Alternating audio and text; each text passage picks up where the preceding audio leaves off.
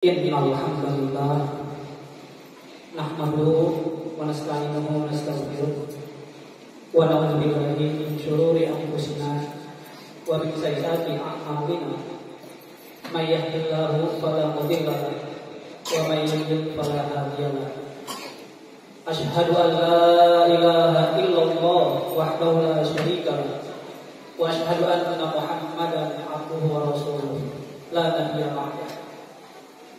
Allahumma sholli wa sallim wa barik ala sayyidina wa habibina wa syafi'ina wa maulana Muhammad wa ala alihi wa sahbihi ajma'in. Fa ya ibadallah usi nafsi wa iyyakum bi taqwallah faqad fazal muttaqun.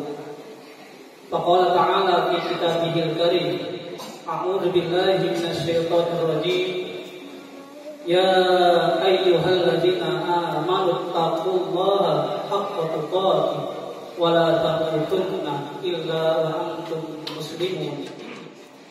Wa qala ta'ala fi ayatin ukhra inna a'tainakal kautsar fasholli li rabbika wanhar inna syani'aka huwal abtar. Hadirin sidang Jumat yang dirahmati Allah, marilah kita memuja dan memuji Allah Subhanahu wa taala, Sang Rabbul Izzati. Marilah kita tingkatkan iman dan takwa kita kepada Allah dengan takwa yang hakiki, takwa yang melahirkan sikap syukur sejati. Karena memang nikmat Allah begitu banyak, tidak pernah berhenti dan tidak pernah cuti. Takwa yang selalu memberi motivasi kepada kita untuk selalu melaksanakan semua perintah-perintah Allah dengan sepenuh dan setulus hati. Kita tinggalkan larangan-larangan Allah walaupun berat di hati, dan istiqomahlah dalam bertakwa sampai Allah mentakdirkan detak jantung hati kita berhenti. Marilah kita bersolawat dan berkirim salam kepada Rasulullah, baginda Nabi besar Muhammad sallallahu alaihi wasallam, dengan ucapan Allahumma sholli ala sayyidina Muhammad wa ala ali sayyidina Muhammad. Dan kita berkirim salam kepada Rasulullah dengan salam terbaik, assalamu alayka ya Rasulullah, assalamu alayka ya Nabi Allah, assalamu alayka ya Habib Allah, assalamu alayka ayyuhan Nabi wa rahmatullahi wa barakatuh. Semoga salawat dan salam yang kita ucapkan tadi menjadi wasilah terkabulnya doa-doa dan harapan kita semua. Termasuk kita doakan jamaah haji Indonesia yang sedang beribadah menunaikan manasik hajinya, sedang berada di Masjidil Haram. Semoga Allah berkahi, semoga Allah mudahkan segala urusannya, dan Allah berikan jalan keluar dari setiap masalah yang dihadapinya. Allah berikan kesehatan dan keselamatan sampai kembali ke tanah air, ke kampung halamannya masing-masing dengan gelar hajat mabrur. Doa dan harapan juga untuk kita semua yang hadir pada hari ini. Semoga Allah memberikan keluasan rezeki kepada kita, keberkahan karunia dari Allah, sebagaimana Allah memberikan keberkahan dan mengalirkan air Zam-Zam sepanjang zaman. Semoga keberkahan rezeki kita juga seperti air Zam-Zam yang terus mengalir sepanjang hidup kita, sehingga kita bisa berkurban tahun ini dengan kurban yang terbaik. Jemaah yang dirahmati Allah, di dalam Al-Quran terdapat satu surah yang sangat pendek, jumlahnya 3 ayat. Surat tersebut adalah surat Al-Kautsar. Di dalam Al-Quran di juz 30 sesungguhnya ada 3 surat yang jumlah ayatnya pendek-pendek, berjumlah 3 ayat. ada surat An-Nasr, surat yang ke-110, jumlahnya 3 ayat. Ada surat Al-Asr, surat yang ke-103, jumlahnya 3 ayat. Ada surat Al-Kautsar, surat yang ke-108, jumlahnya 3 ayat.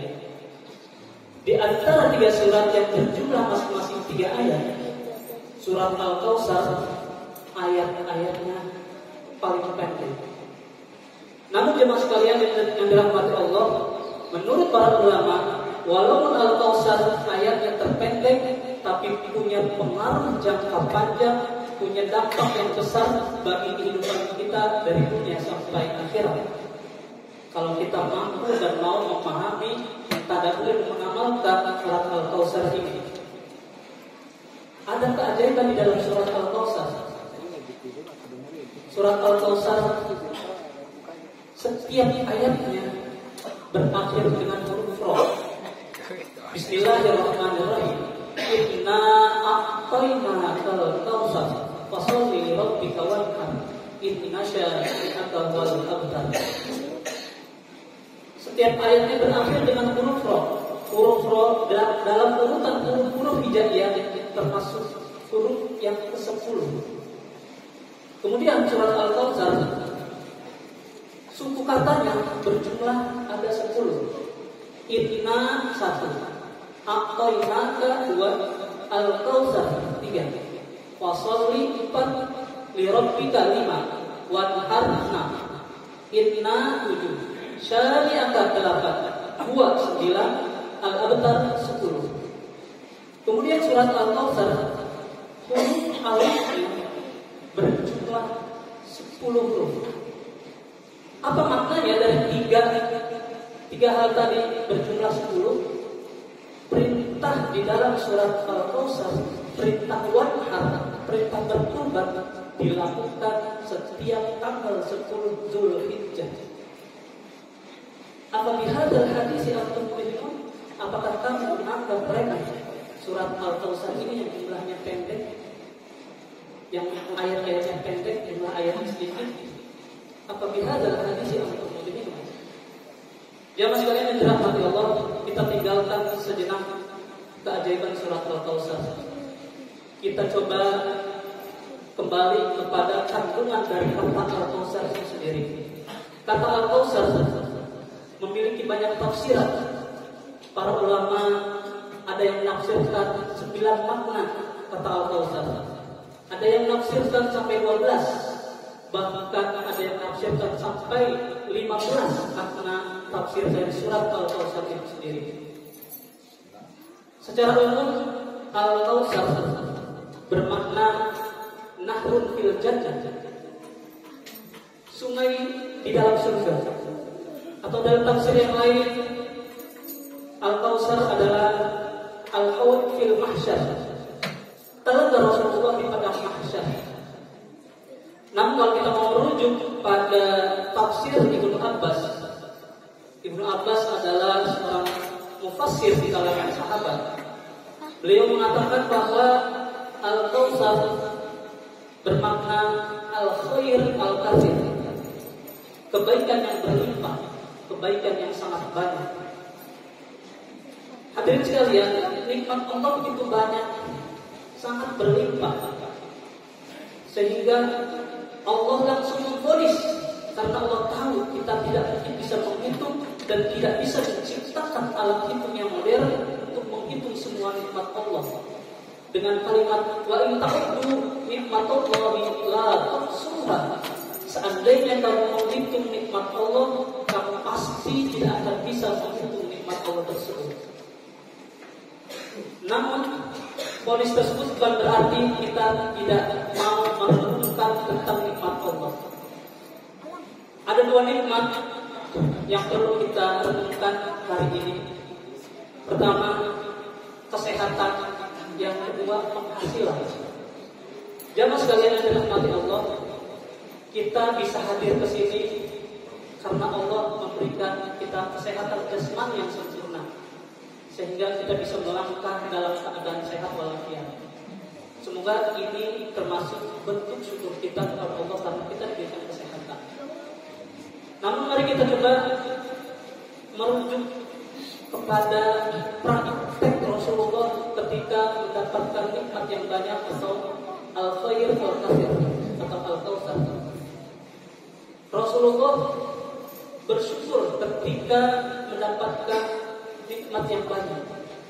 Bentuk syukurnya adalah fasholli li rabbika wanhar.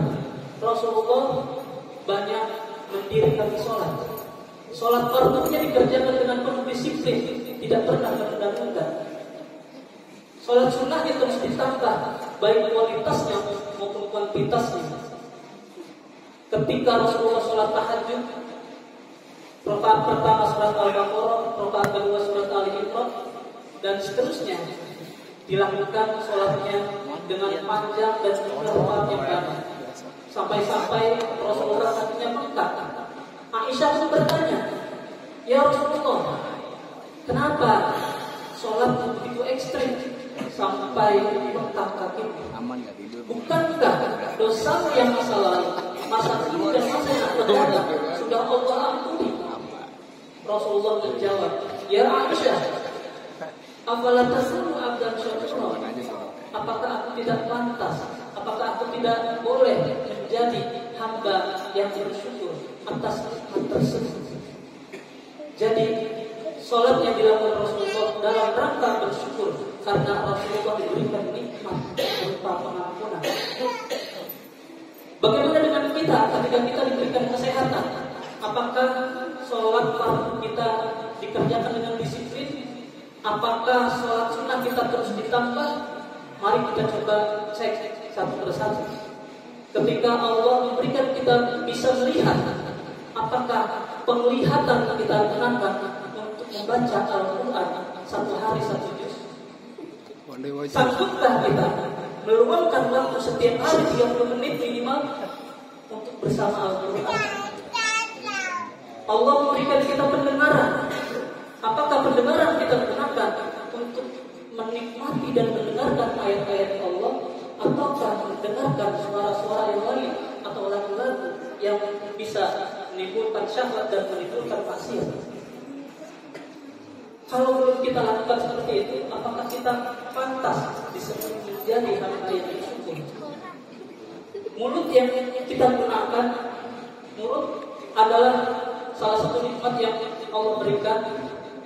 Apakah selama ini mulut digunakan untuk berzikir kepada Allah, membaca Al-Quran, mengingat Allah, ataukah sebaliknya digunakan untuk banyak berdusta atau menyakiti orang lain? Kalau ini belum kita lakukan, apakah ini bisa dikatakan hamba yang bersyukur? Hadirin sekalian, kita kembali kepada nikmat berupa penghasilan. Kita diberikan penghasilan. Apa yang harus kita lakukan? Kalau merujuk pada surat Al-Kautsar ayat 2, perintah selain atau mendirikan sholat adalah perintah berkurban. Kata wanhar di dalam surat Al-Kautsar itu adalah berkurban dengan sembelihan hewan unta. Wanhar adalah sembelihan hewan unta. Para ulama sepakat, kandungan dari kata wanhar berarti kita diperintahkan berkurban dengan kurban yang terbaik. Kalau tahun-tahun sebelumnya kita berkurban satu kambing untuk satu keluarga, maka tahun ini mudah-mudahan bisa berkurban satu kambing untuk satu orang.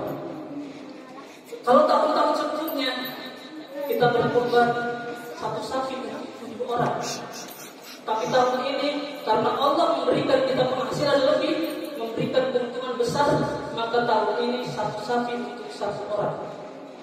Begitu seterusnya, dan seharusnya memang seperti itu. Setiap orang sesungguhnya Allah berikan penghasilan, Allah berikan rezeki, Allah berikan uang. Tapi ada sebagian orang yang menggunakan uangnya untuk membunuh dirinya sendiri, bahkan membunuh orang lain. Bayangkan jamaah sekalian, harga untuk membunuh diri dan membunuh orang lain 30.000 satu bungkusnya. 30.000 satu bungkus dikali 30 hari. Ada 900.000. 30 kali 30.000 kali 30.000 kali 30 hari 900.000 satu bulan. Dikali 10 bulan misalnya ada 9 juta. 9 juta kalau kita gunakan untuk berkurban, maka bisa berkurban dengan 3 ekor kambing. Kalau kambingnya harganya 3 juta. Atau ada juga sebagian orang yang memiliki handphone. Ketika handphonenya rusak, dalam waktu 3 hari sudah terbeli handphone seharga 3 juta atau bahkan 5 juta, mungkin lebih. Atau ada juga sebagian orang yang memiliki kendaraan kemudian menyisihkan dan menyisakan uang kendaraannya kredit sebesar 500.000 setiap bulan atau 1 juta setiap bulan. Tapi ketika ada perintah berkurban, dia mengatakan saya fakir. Nauzubillah, bukan fakir dan sekalian. Iya. Jadi ketika kita diberikan nikmat yang banyak, maka carilah sebanyak alasan, sebanyak-banyaknya alasan untuk melaksanakan perintah Allah, mendirikan sholat dan berkorban. Ketika ada perintah berkorban, janganlah mencari alasan untuk menghindar dari perintah. Justru sebaliknya, harusnya ketika ada perintah berkorban, kita memperbanyak alasan kenapa kita berkorban. Tidak tertariklah dengan pahala berkorban. Satu bulu dihitung satu kebaikan. Sejumlah bulu yang ada di hewan kurban, sebanyak itulah kebaikan dan pahala yang Allah kasih. Jadi jamaah sekalian, maka kalau kita memang menjadi hamba yang bersyukur, lakukan dirikanlah sholat karena Allah dan berkurbanlah untuk mendekatkan diri kepada Allah. Ayat ketiga, hadirin sekalian, inna syi'aka wal abtar. Sesungguhnya orang yang membenci adalah orang yang terputus dari rahmat Allah. Membenci Nabi Muhammad baik pribadinya maupun membenci ajaran yang dibawanya. Oleh karena itu, ajaran atau perintah salat dan perintah berkorban jangan disikapi dengan penuh kebencian. Karena kalau kita sikapi dengan kebencian, Allah akan memutuskan rahmatnya dari kehidupan kita. Bahkan nanti mencabut nikmat yang Allah sudah kasih. Akhirnya kita hilang nikmat tersebut dari genggaman kita.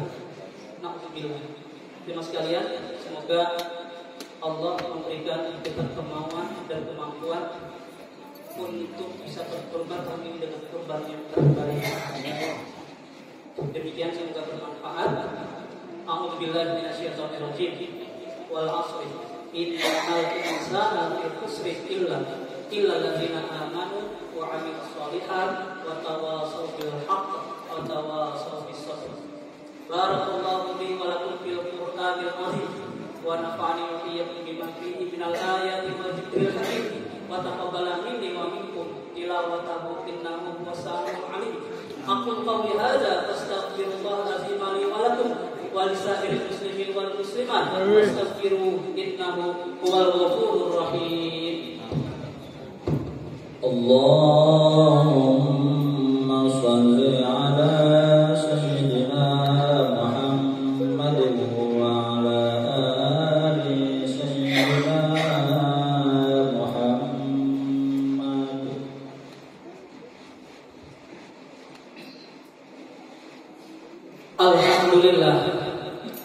Alhamdulillah hamdan katsiran kama amara. Asyhadu an la ilaha illallah wahdahu la syarika lah irghaman liman jahada bihi wa kafara. Wa asyhadu anna Muhammadan abduhu wa rasuluh sayyidul khalaiq wal bashar. Allahumma shalli wa sallim wa barik ala sayyidina Muhammad wa ala alihi wa sahbihi wa sallim tasliman katsiran. Wa ya ayuhan nas usi nafsi wa iyyakum bittaqwallah faqad fazal muttaqun. Wa'lamu anna Allah ta'ala amara bi amrin bada fihi bi nafsihi wa sanna bi malaikatihi musabbihati bil qudsi. Wa qala ta'ala fi kitabihil karim, a'udzu billahi minasyaitonir rajim. Innallaha wa malaikatahu yusholluna 'alan nabi يا أيها الذين آمنوا صلوا عليه وسلموا تسليما اللهم صل وسلم وبارك على سيدنا محمد وعلى آله وصحبه وقربته وأزواجه وذريته أجمعين وارض اللهم على أربعة الخلفاء الراشدين سيدنا أبي بكر وعمر وعثمان وعلي وعن بقية الصحابة والتابعين والتابع التابعين ومن تبعهم بإحسان إلى يوم الدين وعلينا معهم برحمتك يا أرحم الراحمين اللهم اغفر للمسلمين والمسلمات والمؤمنين والمؤمنات الأحياء منهم والأموات إنك سميع قريب مجيب الدعوات يا قاضي الحاجات ويا كاشف البليات اللهم أعز الإسلام والمسلمين وأهلك الكفرة والمشركين اللهم انصر من نصر الدين وانصر إخواننا في فلسطين وانصر إخواننا والمجاهدين في كل مكان ربنا اغفر لنا ولإخواننا الذين سبقونا بالإيمان ولا تجعل في قلوبنا غلا للذين آمنوا ربنا إنك رؤوف رحيم ربنا تقبل منا صلاتنا وصيامنا وقيامنا وركوعنا وسجودنا وتخشعنا وتعبدنا وعمرتنا وحاجتنا وتقم تقصيرنا يا الله يا رب العالمين ربنا آتنا في الدنيا حسنة وفي الآخرة حسنة وقنا عذاب النار سبحان ربك رب العزة عما يصفون وسلام على المرسلين والحمد لله رب العالمين عباد الله إن الله يأمر بالعدل والإحسان وإيتاء ذي القربى وينهى عن الفحشاء والمنكر والبغي يعظكم لعلكم تذكرون فاذكروا الله العظيم يذكركم واشكروه على نعمه يزدكم واسألوه من فضله يؤتكم ولذكر الله أكبر.